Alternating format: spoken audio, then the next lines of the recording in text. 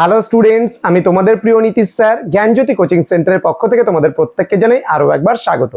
তো স্টুডেন্টস, আজকে আমি তোমাদের সঙ্গে যে বিষয়টি নিয়ে আলোচনা করব সেটা হচ্ছে MDC tourism and travel management. তোমাদের পর্যটন নিয়ে আলোচনা করব আজকে, এবং পর্যটনের একটা অতি গুরুত্বপূর্ণ বিষয় যেটাকে আমরা ইকো ট্যুরিজম বলছি, সেই ইকো ট্যুরিজম নিয়ে আজকের ক্লাসটিতে আলোচনা করব।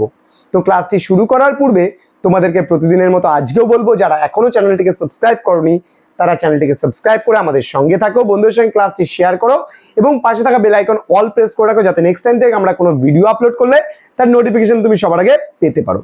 এছাড়া অনলাইনে যারা ভাবছো কোর্স করবে আমাদের কাছে, তারা অবশ্যই যোগাযোগ করো।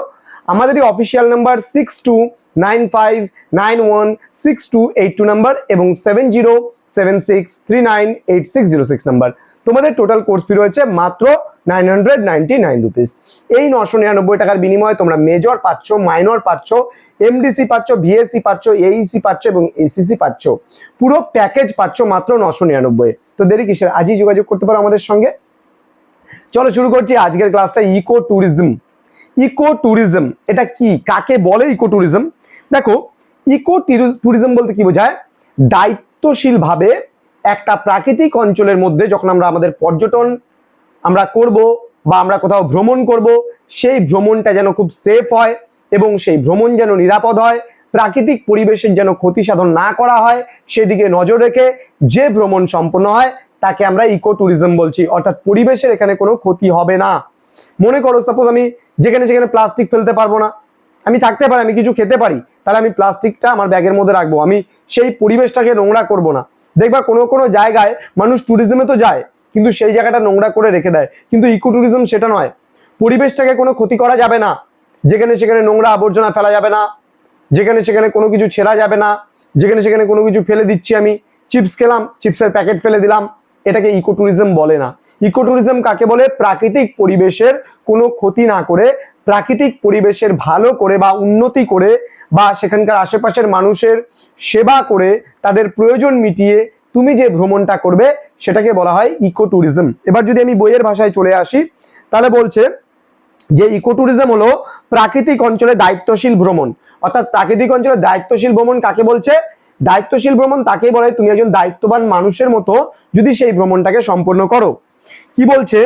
বা পরিবেশ সংরক্ষণ করে, স্থানীয় মানুষের মঙ্গল সাধন করে, পরিবেশের গুরুত্বকে ব্যাখ্যা করে, পর্যটন কর্মী এবং পর্যটকদের পরিবেশের শিক্ষায় শিক্ষিত করে যে ট্যুরিজম বা যে ভ্রমণ সম্পন্ন হচ্ছে বা যে পর্যটন সম্পন্ন হচ্ছে তাকে এখানে ইকো ট্যুরিজম বলা হয়েছে।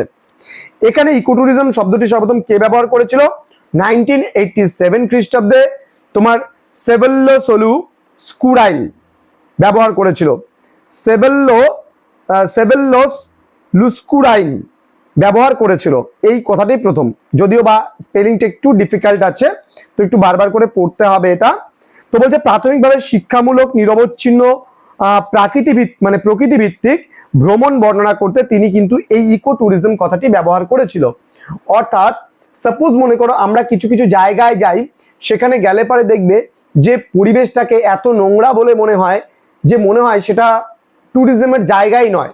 ট্যুরিজম সবসময় হবে একটা পরিষ্কার পরিচ্ছন্ন, পর্যটনটা সবসময় এবং দর্শকদের তোমার হচ্ছে মনোপ্লুত হবে, বা যারা পর্যটকরা যাবে তাদের যেন মনোপ্লুত হয় জায়গাটা, তবেই না নেক্সট টাইমে আরো পর্যটকেরা আসবে। তাহলে সেই জায়গাটাকে নজর রাখতে হবে যেন কেউ কোনো পরিবেশের ক্ষতি না করে। সাপোজ মনে করো তুমি কোথাও পর্যটনে বেরিয়েছো, কোথাও ভ্রমণে বেরিয়েছো, এবার সেখানে পর্যটনে গিয়ে তুমি যদি সেই জায়গার পরিবেশটাকে ক্ষতি করে আসো তাহলে কিন্তু সেটা মোটেও কাম্য নয়।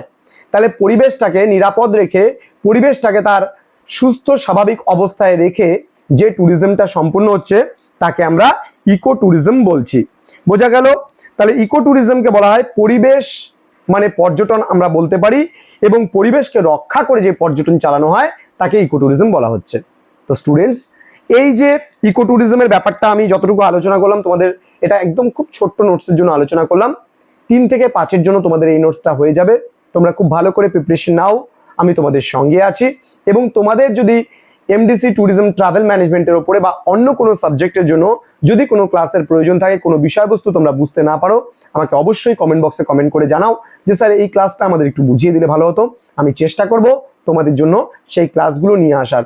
আমি না পারলেও আমার সেন্টারের অন্যান্য স্যার ম্যাম যারা রয়েছেন তারা অবশ্যই তোমাদের সহযোগিতা করবে এবং তোমাদেরকে ক্লাসগুলো দেওয়ার রেগুলারলি চেষ্টা করবে। দেখা হচ্ছে পরবর্তী ক্লাসে। তোমরা প্রত্যেকে ভালো থেকো, সুস্থ থেকো। Thank you so much. Thanks for watching. After all, thank you.